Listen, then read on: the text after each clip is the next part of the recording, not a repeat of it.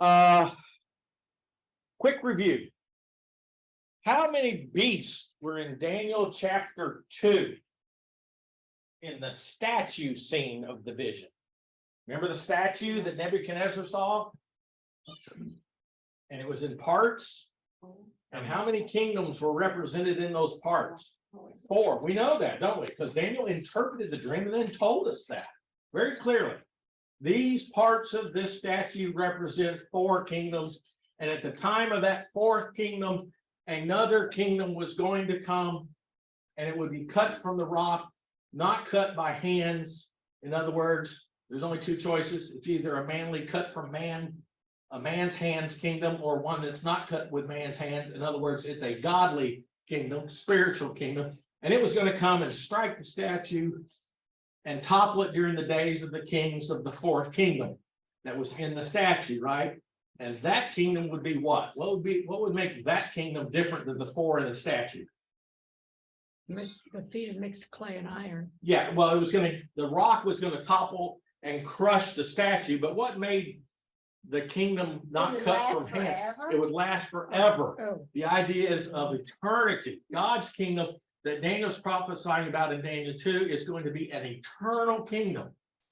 Clearly in Daniel chapter 2, the other 4 kingdoms in the statue, the gold, the silver, the bronze, and the iron mixed with clay, is not or are not eternal kingdoms, are they?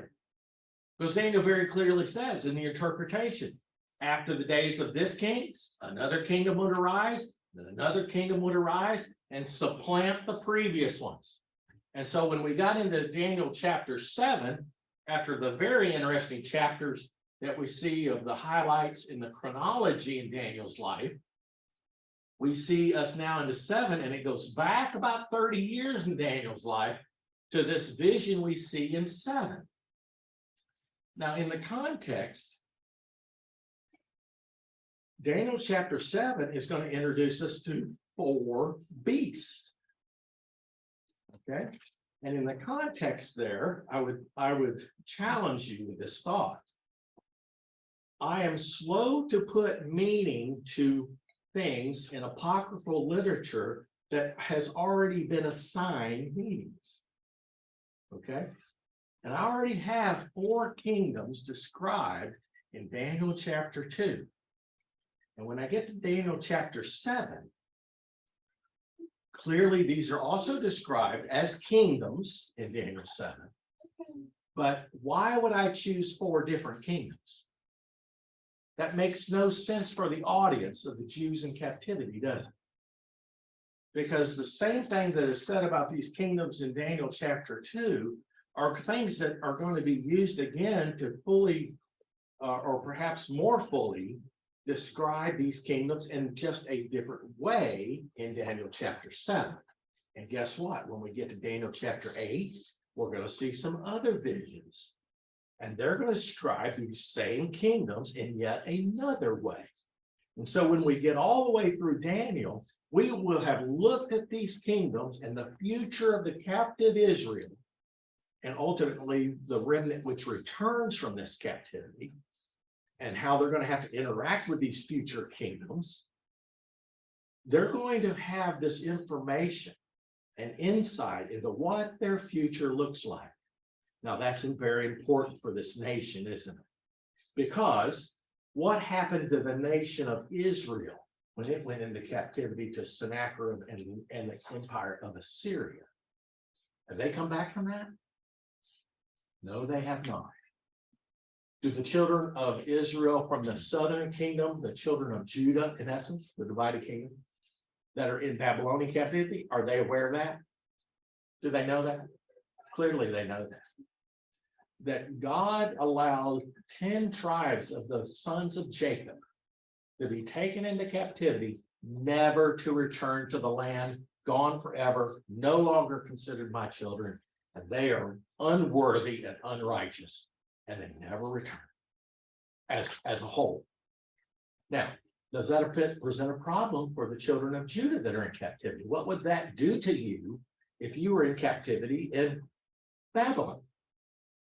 Would you not worry? Is God going to treat us the same way as he treated our northern kindred?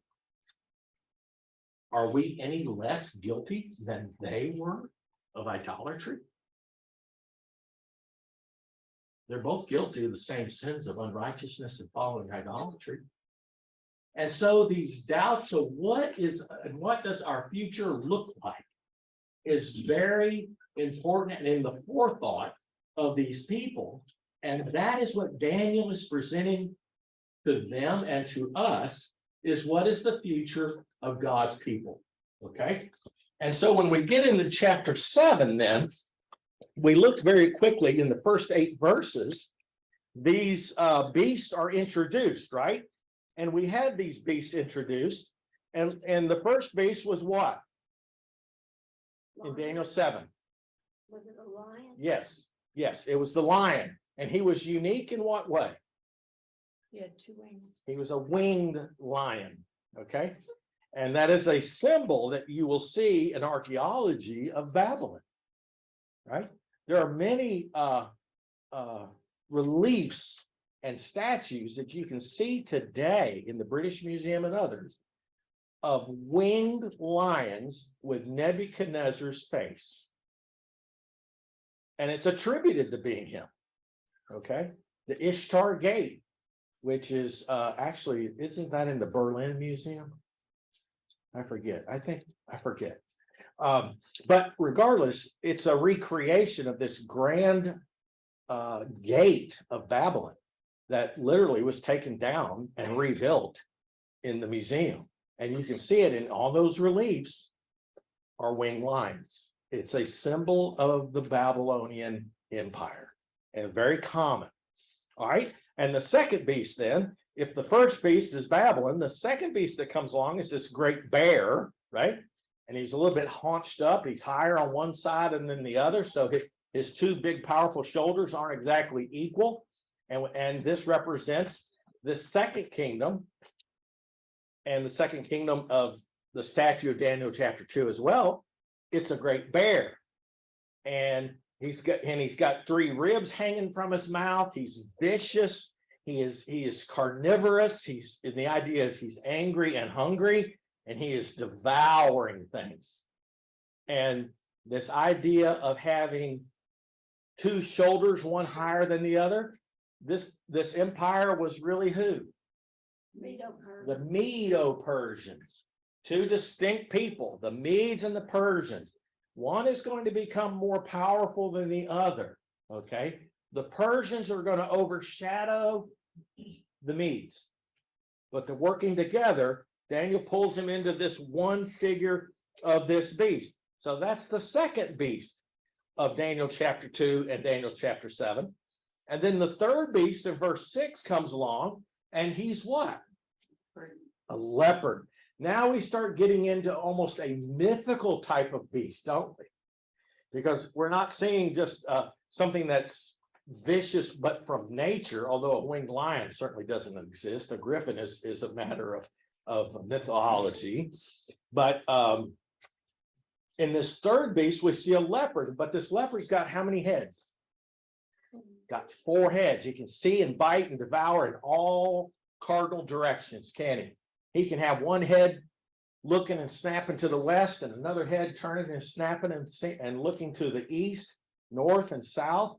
And I think that fits the imagery here. And he's got 4 wings, and we talked about that. This winged lion had 2 wings. How fast is the leopard? The idea of figurativeness here is he is even more quick and agile than the previous kingdom of the Babylonians. And when we see this third beast and assigning that to the Grecian Empire of Daniel chapter 2, okay, which the third part of that statue was the Grecian Empire, when we consider this leopard with 4 heads and 4 wings being the Greeks, it makes tremendous symmetry, doesn't it? It makes a lot of sense that they would be the same. And when we get into Daniel chapter 8, we're going to see not a leopard describing this kingdom, but yet a he-goat. And that he-goat is going to be, and it's going to be described in Daniel chapter 8. And this third way to see the Grecian Empire as a he-goat is going to say how fast he could run. And it was going to be amazingly fast. And we think about how fast did the Grecian Empire go from controlling Macedon to controlling everything of the Persian Empire known world, even further east to the Indus Valley of India itself. How fast was that accomplished by Alexander the Great? Well, we know he died when he was only 33. He'd done it all by the time he was 30. Tremendous, it's like a flash flood politically, is the way the Greeks just toppled this corrupted empire of the Persians and just assumed them so quickly. So that's the third beast. Then the fourth beast we see is just indescribable in the first part of this chapter, right? This fourth beast is the fourth kingdom in Daniel chapter 2. And now this fourth beast in Daniel chapter 7 is just indescribable. It's not like any earthly animal. It's not described or associated with an earthly animal. He just says it's this beast. It's nothing like the world has seen before. Its strengths of law and order and its armies made it this beast of iron teeth. Everything had to fall in line and be subservient to Rome. And you can talk about that in so many different ways historically, of the way the Roman Empire conquered and subdued other peoples in ways that no other empire could before. They had them subdued religiously, they had them subdued politically, they had them subdued militarily, economically. Every way you could describe the Roman Empire, they got their thumbs on top of all the people they conquered in ways these other empires never could or did. So it's very unique here. And this is a very powerful beast. And he said we had 10 horns, right? And we described that as horns always represent people. Beasts represent kingdoms. And so this fourth beast, representing the Roman kingdom, is going to have 10 horns. And we said that, well, you could look at that as definitively, if you count up all the Caesars, not counting Julius Caesar, but from then on, when they truly started calling themselves Caesar, through Domitian, you wind up with how many? 10. And so the other way to look at this is that number 10 is symbolic of a generic of all the Roman empires are considered within this 10. And we talked about the significance of 10 that would make that understanding pretty reasonable. And I tend to take that perspective of it. That gets you out of that a little weakened position of trying to count numbers and saying, okay, well, the fourth horn was this guy, the fifth horn was this guy. No, the number 10 represents fullness within man, right? We all have 10 fingers, we all have 10 toes. In Revelation, you see the number 10 used a lot to describe the fullness of man. I think this is the idea here. The fullness of this fourth manly empire is that it had 10 horns. It's full, it's complete, it's all powerful. And then there's going to come not 10, but then there's going to come up this little bitty horn. And that little horn is going to be horn number 11. That kind of tips the scale. And he's going to be, even though he is small, he's going to uproot 3 other horns to make room for himself. This idea is this little bitty horn is going to start out small and seem to be so lack of power compared to the others. He's going to be just like all the other horns. And he's not going to be any stronger. But as it turns out, he's going to be as strong as 3 of these other Caesars put together. And he's going to replace them. And the idea there, I think, is the idea of this 11th horn is Domitian. And again, all of this is from the perspective of the Jewish audience who's getting this vision. Why is what happened with Domitian so bad from the perspective of the Jew? Or maybe I should say it this way, from the perspective of God's people. He persecuted them like nobody before. His persecution of the Jews and Christians alike, God's people, was 3 times as bad as any of the other Caesars. And I think that's in general the idea we are seeing here in the last part of chapter 7 and chapter 8, or I'm sorry, verse 7 and verse 8, chapter 7.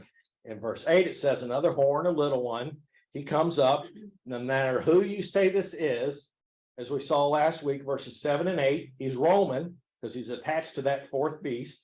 He's the 11th king, verses 7 and 8. He's going to be a braggart, verse 8 and verse 20. He's going to claim to be deity, verse 25. He's going to persecute the saints, verses 21 and 22 and verse 25. And he's going to have a number that's assigned to him. And that number in verse 8 and verses 20 through 24 that's assigned to this little horn is what? What number is assigned to him? 8. Now, why is 8 such a bad number to have assigned? What is 7? Perfect. Perfect. What is 6? Not a good enough. Short of perfect. And in Revelation, John uses the third or cubed power essence of that number 6 to come up with the worst way to describe the Antichrist, was describing as how. He wasn't just 6. He was what? 6, 6, 6. And that's where you get that number 666. He was the quintessential shortness of God's will, coming from man's source. He fell short of God's plan in every single way.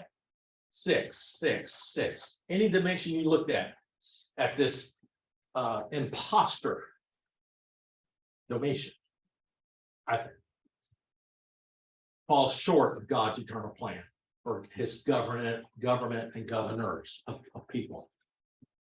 Now, when you get to 8, what's bad about 8? You went too far. You went just as far beyond God's plan as 6 fell short. Okay, so now Daniel, I think, is making very similar argument that 6 makes in Revelation with John. He's making it in this chapter with the number of 8. Because what's worse, falling short of God's plan and God's will, or taking what you want it to be and adding your favorites on top of what God wants? We have any examples in the Old Testament, maybe, of somebody that did that? Who wasn't a 6, but they did an 8? Pharisees. Who? Pharisees. Okay. Yes, I think there's an aspect that the Pharisees certainly did that.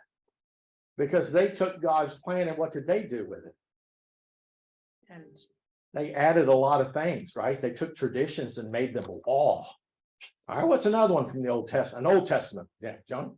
King Saul, King Saul. In what way?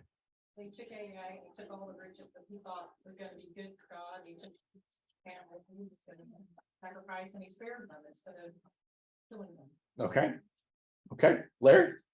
Babylon and its brutality to Israel, they went further that God talked about. He went further than he gave them authority to in its brutality. More recently, a very good point that the Babylonians even went beyond what Nebuchadnezzar was given authority by God to do, and he would have known that, right? Nadab and Abihu ever come to mind? What did they do? Didn't they go get fire like they were supposed to as the priest? They got fire. They got a strange fire. Yeah. How about Uzzah? Helping move the ark back to Jerusalem to its rightful place of worship. Didn't he do an 8? I was saying he was doing a 6. And he skipped 7 and went straight to 8, right? Because they weren't moving it the right way to start with. But he reached out and touched that ark, didn't he? When he saw that it was going to fall, he reached beyond God's law, set that aside in his mind, and said, well, this is going to topple. I need to do something I need to do because I don't want that to happen. And he reaches beyond it, right? I said, maybe that's an 8. John? Going all the way back to the beginning, Eden. Oh, yeah. Garden of Eden. It really wasn't Eve, was it? Who was it really? Satan. He won't surely die. Let me explain that to you. Let me show you how it's really, 7 is not really 7. You can still do an 8 if you want to. You can have it and have your cake and eat it too. That makes it an 8. So there are examples of this. And so 8's bad. And so he displaces the other 3. And now you get to where now you've got how many horns on this 4th beast? If you had 11, counting the small one, you uprooted 3, what are you back to now? 8. And that's the symbology that we're discussing. I believe it's very significant. And it's a fearful thing for the Jew to be a number 6. But it's fearful also to be an 8. And so we see this arrogance in this small horn, this 8th horn. We see an arrogance that God's number 7, and I'm just going to add mine on top of him, and I've got the authority within me to do that. And so this disregard and arrogance for God toward God is huge. And when you consider Domitian and what he did, that describes him perfectly in what he did with the Christians. And so it's important for Daniel to explain this and for them to now know this and to ponder upon it for centuries before this actually will occur. But it's coming, and he's sharing it with them in some fairly plain language, really, when we think of it from an analytical point of view, with the apocryphatic language, of course. Okay, so how does this fit Domitian? Nero, just to run through some notes with you here, Nero was the first to persecute Christians. Domitian was in fact called the bloody arm of Nero by Tertullian, the Roman historian. You thought Nero was bad? Domitian was the bloody right arm of Nero. He would be as bad as Nero ever was. When you look over 2 other passages we've recently studied here, those of you who are visiting, we just finished studying Revelation before we did this class. And in Revelation 13 and Revelation 17, we see how bad Nero was. And now you consider that Domitian's going to be even worse than that.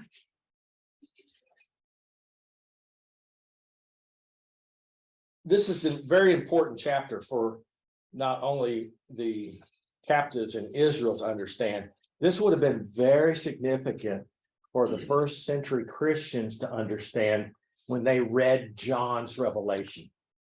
So when they read John's Revelation, they read or had read to them Revelation 13 and Revelation 17. They're going to go back in their mind to these prophecies of Daniel, and they're going to tie together. That's one reason why I'm very slow to put an understanding in context of John's Revelation that differs very far in context from what Daniel says, because the bridge between these two and these prophecies to the present day in the 1st century of Revelation, the fulfillment of that with John's prophecy is going to be used by that audience to understand the one that's going to draw from the other. And if you come up with 2 very different understandings of that, you really disconnect and do damage, I think, to the understanding of both for the audiences that are in play here. Okay, which would have been 1st century Christians who would have known Old Testament scripture.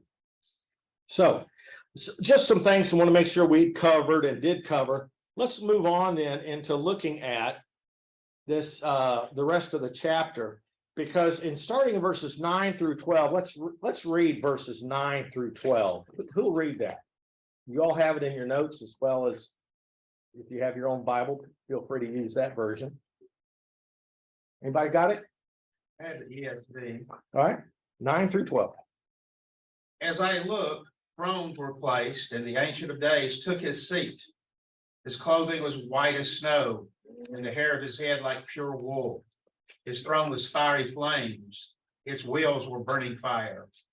A stream of fire issued and came out from before him. 1,000 thousands served him, and 10,000 times 10,000 stood before him. The court sat in judgment, and the books were opened. I looked then because of the sound of the great words that the horn was speaking. And as I looked, the beast was killed, and its body destroyed and given over to be burned with fire. As for the rest of the beasts, their dominion was taken away, but their lives were prolonged for a season and a time. Okay, so we just had in verses through verse 8 this description of all four beasts.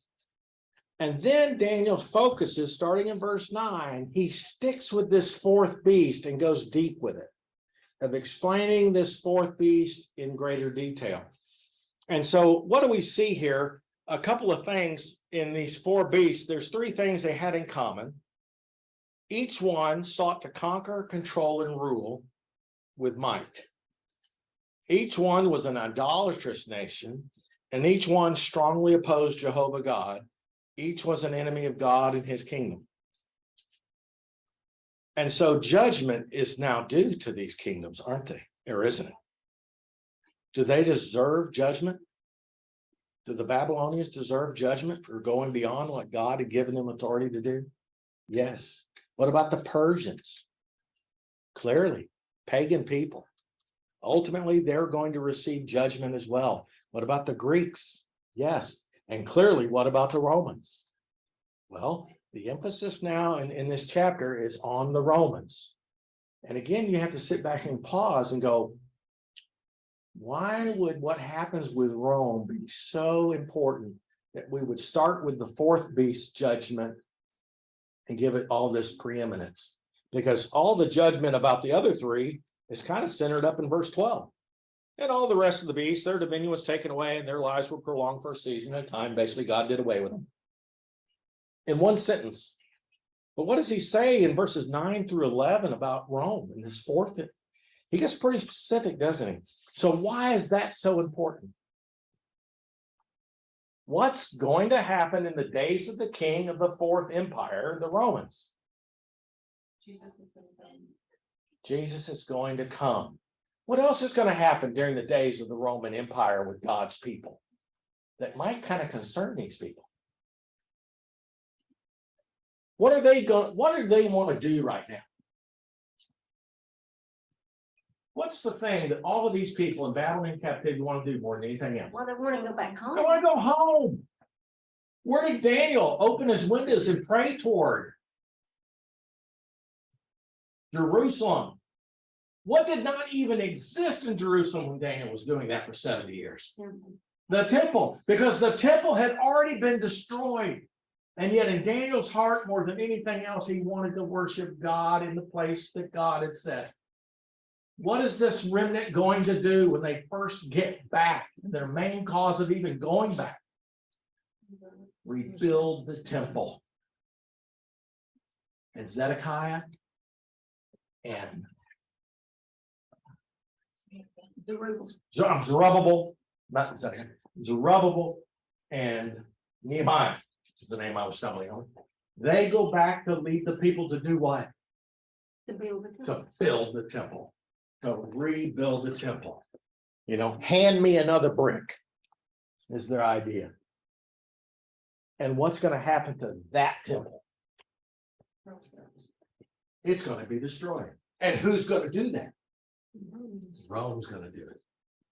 This fourth beast is going to do it. And so it's important for them to understand where they fall in this history that God is giving them into their hands centuries ahead of time. They have the insight and seeing what will happen. Now, it's interesting to see, for consistency's sake, in verse 10, it says the judgment, in my version, Larry read something very slightly different than this, but the meaning is the same, exactly the same. The judgment was set, the last part of verse 10, and the books were open. What does that mean? They've been judged. Is this the final judgment of Jesus Christ? Folks, this is not the final judgment of man. This is going to happen in the days of who and to who? The fourth beast. This is judgment of Rome. So when we see this same language over in Revelation, how in the world do we take the same language in Daniel and apply it clearly to Rome and the fourth beast? But when we get over to Revelation, all of a sudden we want to make it the final judgment of Jesus Christ on man when he returns. in the judgment, final judgment. That's not the final judgment, and neither is this. This is the judgment of the fourth beast of Rome, and they deserve the judgment they're getting from God. Okay, and what does he say? The summary of the verdict then of this fourth beast. What's God say your verdict is? Gonna be destroyed. I beheld even till the beast was what? Slain. This beast will be slain. Is that good news or bad news? Really. That's good news. Even this most vicious of all beasts will be slain. And by extension from that, what does that mean for God's people and for their deliverer who's going to come? They're victorious. God's people will be victorious over all of these kingdoms. Again, think of Daniel chapter 2. This kingdom is going to be established and it will never go away. This empire that God is going to bring will never, ever go away. It will not be defeated. And you're going to get to be a part of that. That is amazing to tell these people that their role is to prepare the way for that kingdom to come. That will kill all of these beasts. God will rule. All right, let's look at verses 13 and 14. Somebody read 13 and 14 for me. I saw in a night vision, and behold, one like the Son of Man came with the clouds of heaven, and came to the Ancient of Days, and they brought him near before him. And there Okay, was go ahead. there was given him dominion and glory and a kingdom, that all people, nations, and languages should serve him. And his dominion is an everlasting dominion which shall not pass away, and his kingdom that which shall not be destroyed. Wow. All right, so I got a question for you. After reading verses 13 and 14, here's your question. Whose kingdom triumphed over whom? God's kingdom triumphed over the fourth beast. You got it. That has the little horn that usurped the three, and little Domitian on his grand ugly beast that's incomparable to anything else in nature is going to be consumed or will be defeated by the kingdom of God, this Son of Man. Who wins in verses 13 and 14? God. Yeah, the Son of Man wins. This is the way my text reads. So the clouds are going to open, and one like unto a Son of Man. He came even to the ancient days, and they brought him near before him, and was given to him what? Dominion, glory, and a kingdom. Wait a minute. I thought Domitian said that he was God, and that everyone needed to bow to him, and that he's the one that had dominion and glory and a kingdom in all peoples and nations. Not enough pigs for him. Got news for him, don't we? Got news for him. An interesting point, I think we can assign a New Testament verse specifically to this verse, and that's Acts 1:9. Okay. Because Jesus ascended on the cloud. And if you'll notice in the passage in Daniel, he's coming to God. Mhm. And so when Jesus was buried, raised, and then ascended to heaven, that's when he received his kingdom.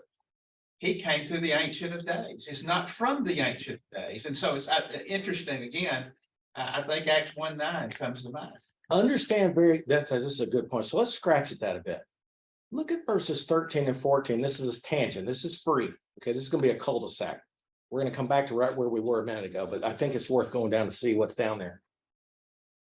Just as Larry says, and there came with the clouds of heaven one like a Son of Man.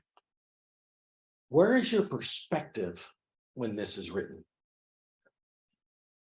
It all determines, your understanding this is determined by your perspective. Where is Daniel when he receives this night vision? And I would throw to you to consider this. He's not on earth when he sees this vision. This is a heavenly scene. And because this ties into when did the kingdom come? And when was the kingdom established? And when did Jesus receive all dominion and power? So let me ask you that question. Besides this right here, and we'll see how well it fits. It's perfect. When did Jesus Christ begin his reign He ascended. in this kingdom? When he ascended to his Father, to who? What's another word for Father that we see in this verse 13? The Ancient of Days. This viewpoint is from the perspective of Jehovah God. And I saw the heavens open, and the clouds of heaven, one like the Son of Man came to his Father, came to the Ancient of Days. And what did he then do? And what did he receive in verse 14? And it was given to him what? Dominion and glory and what? A kingdom.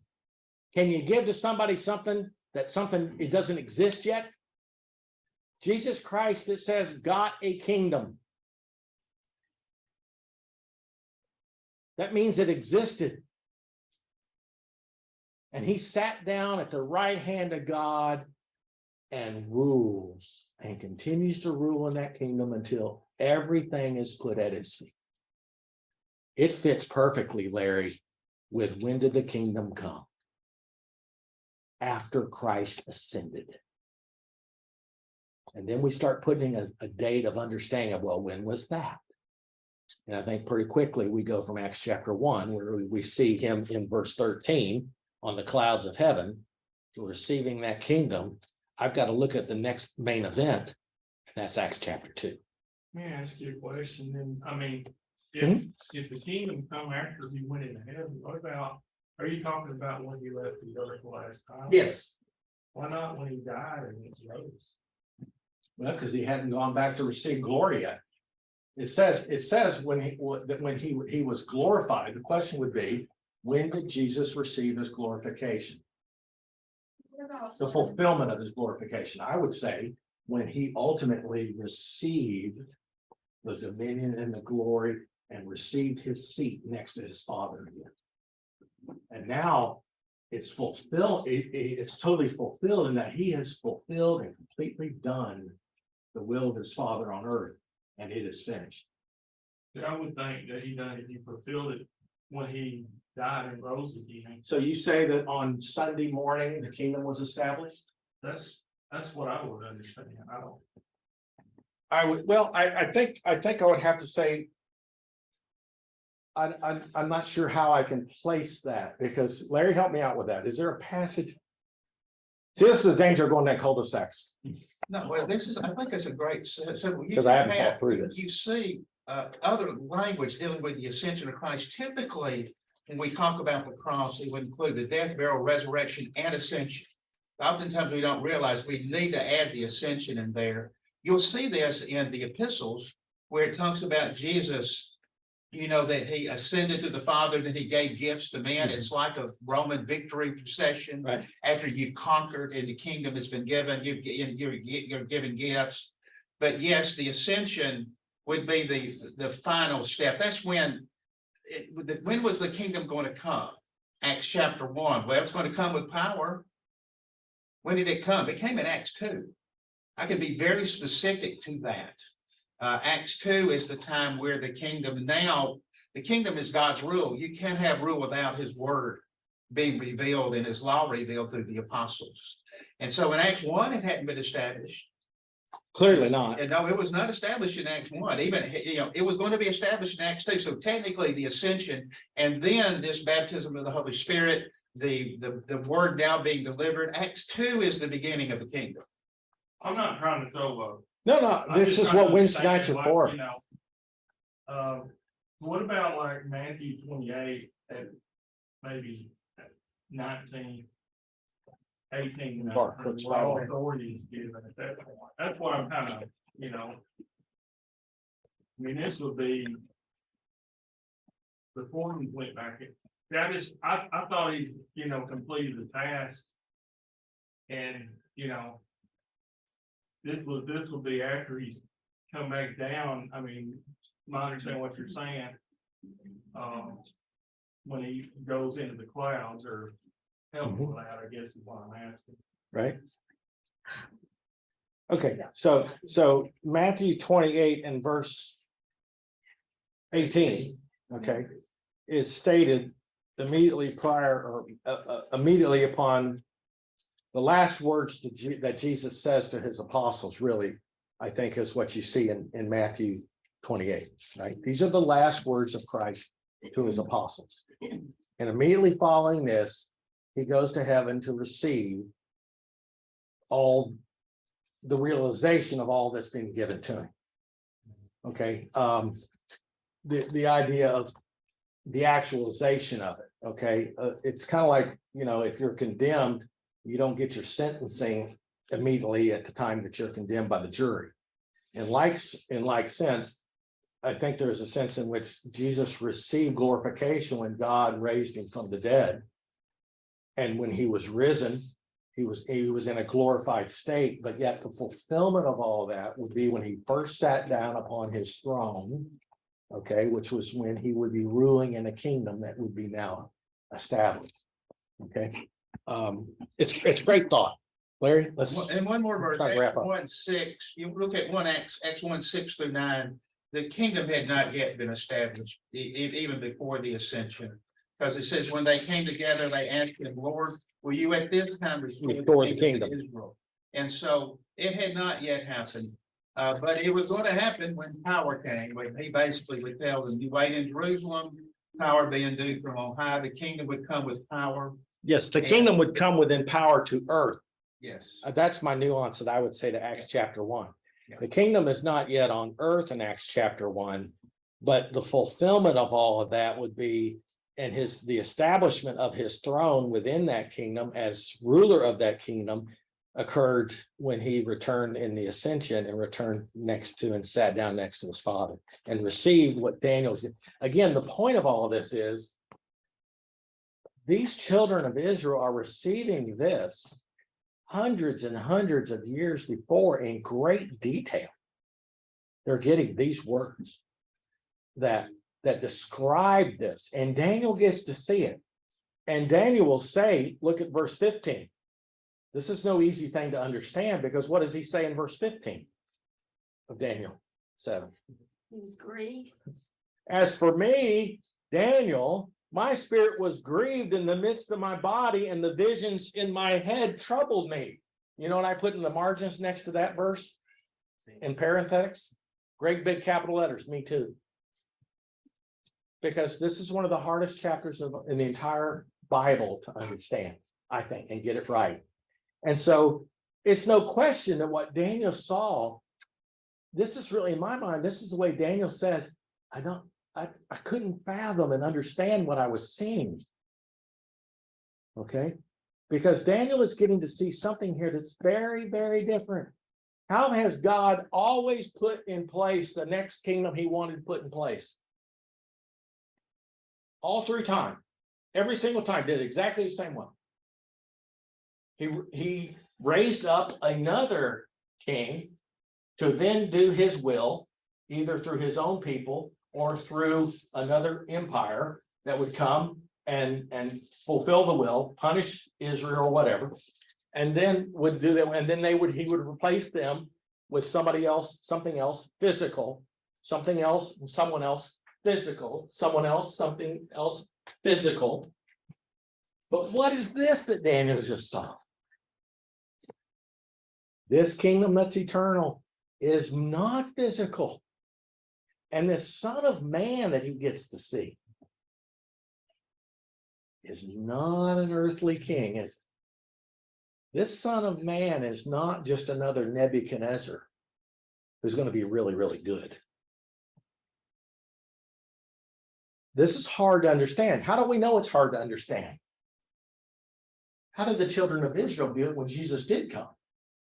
What were they looking for? Earthly kingdom. Another kingdom to take the place of the fourth empire, knock it down, take it away. Daniel said it would happen. And the Son of Man is just going to be a really, really good, powerful Alexander the Great, a holy Alexander the Great. So it's not easy to understand, because what God did with this fourth kingdom is totally counter to everything he's done with man from the beginning. It's a spiritual kingdom. and it will not ever disappear. And so that is a lot to chew on. And it gives you some insight into why that's not such an easy thing for the Jews, perhaps in the time of Christ, to fully understand. But I will say this, were there some people who did figure it out? We have glimpses, there were some who did understand. Okay. All right. So, and quickly, just to summarize here, there were going to be in this chapter, then we're going to see 4 beasts. They're describing what we see in Daniel chapter 2, just yet a different way. This 4th beast and its horn would have its way, verse 22, until God intervenes. Okay. And the idea there is, just remember, this rule is still applying. Remember that God rules among the nations. Domitian's going to have his way until, key word in verse 22 in this whole chapter, until the Ancient of Days came and gave judgment. And there is a lot of comfort to be found for people of God to realize that. If you'd have thought about the power of Rome being overcome, you would say, no way. It's just not going to happen. But God's saying here to Daniel, yeah, well, it'll happen. And it's going to happen in a very different way. And that causes them some real concern, and not sure I got it all figured out. And I think that's what verse 15 is trying to say to us there. Okay. God would not tolerate the sins of Domitian any more than he would any other king. Okay, a couple more points that we're going to see in the rest of this chapter, 25 through 28. He shall think to change the times, and basically this horn is going to say, I can control everything, I'm in control, and yet he seeks to arrange things his way, usurp God's authority, and claim deity. God's going to let that go until a time and times and half a times, which adds up to 3.5, half of 7. Okay, we see that number used several times in the book of Revelation. And every time it speaks of a state of affairs in which God's people suffer, but they are sustained, they are persecuted, but protected. And that's the message, I think, here as well. There's no reason for me to think that 3.5 means anything else other than that. Again, and then in verse 28, does Daniel understand all that he has seen? Hear the end of the matter. As for me, Daniel, my thoughts much troubled me, and my countenance was changed in me, but I kept the matter in my heart. So I would say this, if we don't understand everything in chapter 7, congratulations, you're in good company, because Daniel didn't understand it all either. But his advice to us is what he says that he did with it himself. What did he do with it? He kept it in his heart. You know what? There's another person in the New Testament that has that phrase said about them several times. You know who it was? Mary. Mary several times saw Jesus doing things or seeing prophecies in the temple when he was a little bitty baby. And it says she did what? From the time of Anna, praising and prophesying over her little baby boy. She kept all these things in her heart. Does that mean she understood that he was the Messiah and how it was all going to play out? She didn't understand it all, but she kept it in her heart.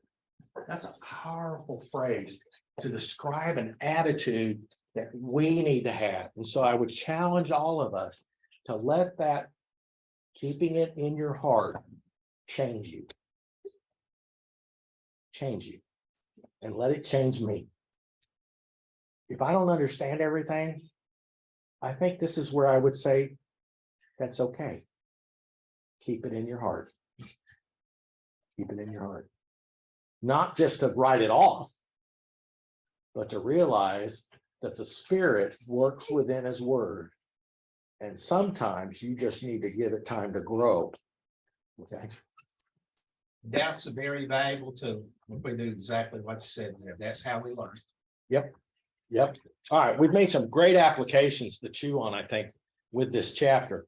And folks, scripture doesn't get much harder than Daniel 7 and Daniel 8. Now, when we get into Daniel chapter 8, we're going to see some very similar themes again. We're going to see some different animals used and some other visions. But this idea about God's power and dominion and primacy is going to still be the major themes. He's just going to present this yet again, another metaphorical or apocryphal way. Another set of word pictures, another painting for us to look at and consider the texture of the tapestry of God in his word. And so that I would say is like I told you the other day. This is one of those sections that you probably need to read a couple of times. Read it before you come to class, Daniel 8. We'll talk through it, and then you can go home and read it again and maybe garner some more from it. Okay, thanks for everybody's comments tonight. Great class. I learned from it. Thank you.